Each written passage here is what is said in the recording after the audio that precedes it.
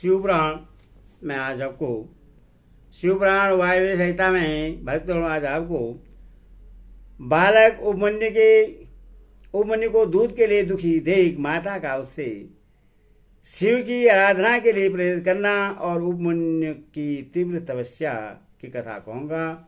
आप भक्तगणों इसको ध्यान से सुनिए और इस चैनल को लाइक करें, सब्सक्राइब जरूर करें। भगवान श्री तुम्हारा कल्याण करेंगे। सुनिए। ऋषि ने पूछा, पर हो धौमी के बड़े भाई उपमन्यु जब छोटे बालक थे तब उन्होंने दूध के लिए तपस्या की थी और भगवान शिव ने प्रसन्न होकर उन्हें क्षीर सागर प्रदान किया था, परंतु शैशवावस्था में उन्हें शिव शास्त्र के प्रवचन की शक्ति कैसे प्राप्त हुई अथवा वे कैसे शिव के इस सतस्वरूप को जानकर तपस्या में निरत हुए। तपश्चरण के पर्व में उन्हें भस्म के विज्ञान की प्राप्ति कैसे हुई जिससे वे रुद्राग्नि का उत्तम वीर्य है उस आत्मरक्षक भस्म को उन्होंने प्राप्त किया। वायुदेव ने कहा, महर्षियों, जिन्होंने वह तब किया था वे उपमन्यु कोई साधारण बालक नहीं थे, परम बुद्धिमान मुनिवर व्याघ्रपात के पुत्र थे। उन्हें जन्मांतर में ही सिद्धि प्राप्त हो चुकी थी, परंतु किसी कारण बस वे अपने पद से च्युत हो गए, योग भ्रष्ट हो गए तथा भाग्यवश जन्म लेकर वे मुनि कुमार हुए। एक समय की बात है, अपने मामा के आश्रम में उन्हें पीने के लिए बहुत थोड़ा दूध मिला। उनके मामा का बेटा अपनी इच्छा के अनुसार गरम गरम उत्तम दूध पीकर उनके सामने खड़ा था। मातुल पुत्र को इस अवस्था में देखकर व्याघ्रपाद कुमार उपमन्यु के मन में ईर्ष्या हुई और वे अपनी मां के पास जाकर बड़े प्रेम से बोले, माता, महाभागी तपस्विनी, मुझे अत्यंत स्वादिष्ट गरम गरम गाय का दूध दो, मैं थोड़ा सा नहीं पीऊंगा। बेटे की बात सुनकर व्याघ्रपाद की पत्नी तपस्विनी माता के मन में उस समय बड़ा दुख हुआ। उसने पुत्र को बड़े आदर के साथ छाती से लगा लिया और प्रेम पूर्वक लाड़ प्यार करके अपनी निर्धनता का स्मरण हो जाने से वह दुखी हो विलाप करने लगी।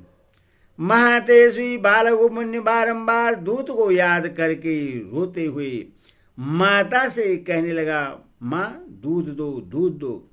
बालक के उस हट को जानकर उस तपस्विनी ब्राह्मण पत्नी ने उसके हट के निवारण के लिए एक सुंदर उपाय किया। उसने स्वयं उच्च वृत्ति से कुछ बीजों का संग्रह किया था। उन बीजों को देखकर उसने तत्काल उठा लिया और पीसकर पानी में घोल दिया। फिर मीठी वाणी में बोली, आओ आओ मेरे लाल। यो कह बालक को शांत करके हृदय से लगा लिया और दुख से पीड़ित हो उसने कृत्रिम दूध उसके हाथ में दे दिया।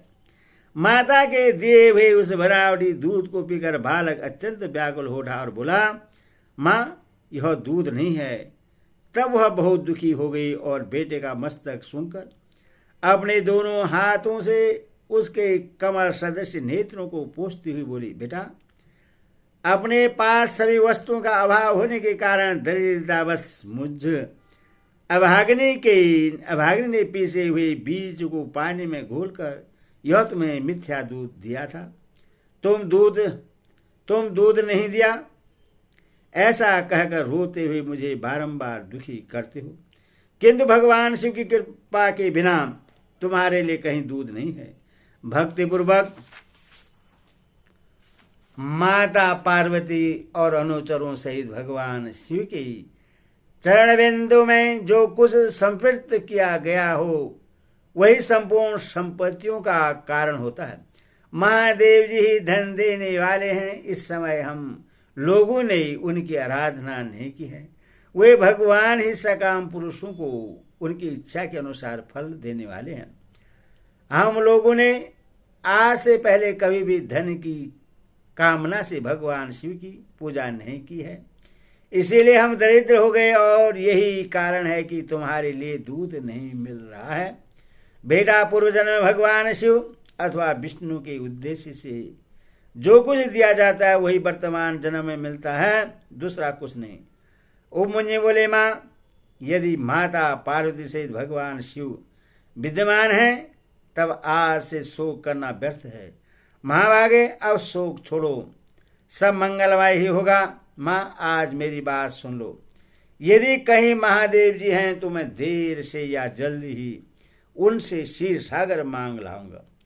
वायु देवता कहते हैं, उस महाबुद्धिमान बालक की यह बात सुनकर उसकी मनुष्यनी माता उस समय बहुत प्रश्न हुई और यो बोली। माता ने कहा, बेटा तुमने बहुत अच्छा विचार किया है, तुम्हारा यह विचार मेरी प्रसन्नता को बढ़ाने वाला है। अब तुम देर न लगाओ, सांब सदा शिव का भजन करो, अन्य देवताओं को छोड़कर मन वाणी और क्रिया के द्वारा भक्ति भाव के साथ पादश गणों सहित उन्हें सांब सदा शिव का भजन करो। नमः शिवाय यह मंत्र उन देवादिदेव वरदायक शिव का साक्षात वाचक माना गया है। पर्वण सहित जो दूसरे 7 करोड़ महामंत्र हैं वे सब इसी में लीन होते हैं और फिर इसी से प्रकट होते हैं। यह मंत्र दूसरे सभी मंत्रों में से प्रबल है, यही सबकी रक्षा करने में समर्थ है। अथवा दूसरे की इच्छा नहीं करनी चाहिए। इसीलिए तुम दूसरे मंत्रों को त्याग कर केवल पंचाक्षर के जप में लग जाओ। इस मंत्र के जिहा पर आते ही यहाँ कुछ भी दुर्लभ नहीं रह जाता। यह उत्तम भस्म जिससे मैंने तुम्हारे पिताजी से ही प्राप्त किया था, यह बिरजा होम की अग्नि से सिद्ध हुआ है अथवा बड़ी से बड़ी आपत्तियों का निवारण करने वाला है। मैंने तुम्हें जो पंचाक्षर मंत्र बतलाया है उसको मेरी आज्ञा से ग्रहण करो। इसके जब से ही शीघ्र तुम्हारी रक्षा होगी। वायु देवता कहते हैं, इस प्रकार आज्ञा देकर और तुम्हारा कल्याण हो ऐसा कहकर माता ने पुत्र को विदा किया। मुनि उपमुनियों ने उस आज्ञा को सिरधारी करके ही उसके चरणों में प्रणाम किया और तपस्या के लिए जाने की तैयारी की। उस समय माता ने आशीर्वाद देते हुए कहा, सब देवता तुम्हारा मंगल करें। माता की आज्ञा पाकर उस बालक ने दुष्कर तपस्या आरंभ की। हिमालय पर्वत के शिखर पर जाकर उपमन्यु एकाग्रचित हो केवल वायु पीकर रहने लगा। उन्होंने 8 ईंटों का एक मंदिर बनाकर उसमें मिट्टी के शिवलिंग की स्थापना की। उसमें माता पार्वती और गणों सहित अविनाशी महादेव जी का आह्वान करके भक्ति भाव से पंचाक्षर मंत्र द्वारा ही वन के पत्र पुष्प आदि उपचारों से उनकी पूजा करते हुए वे चिरकाल तक उत्तम तपस्या में लगे रहे। उस एकाकी कृष्णकाय बालक द्विजवर उपमुन्यु को शिव में मन लगाकर तपस्या करते देख मरीचि के सांप से पिशाच भाव को प्राप्त हुए कुछ मुनियों ने अपने राक्षस स्वभाव से सताना और उनके तप में विघ्न डालना आरंभ किया। उनके द्वारा सताए जाने पर ही उपमुन्यु किसी प्रकार तप में लगे रहे और सदा नमः शिवाय का आर्तनाद की भांति जोर जोर से उच्चारण करते रहे। उस शब्द को सुनते ही उनकी तपस्या में विघ्न डालने वाले वे मुनि उस बालक को सताना छोड़कर उसकी सेवा करने लगे।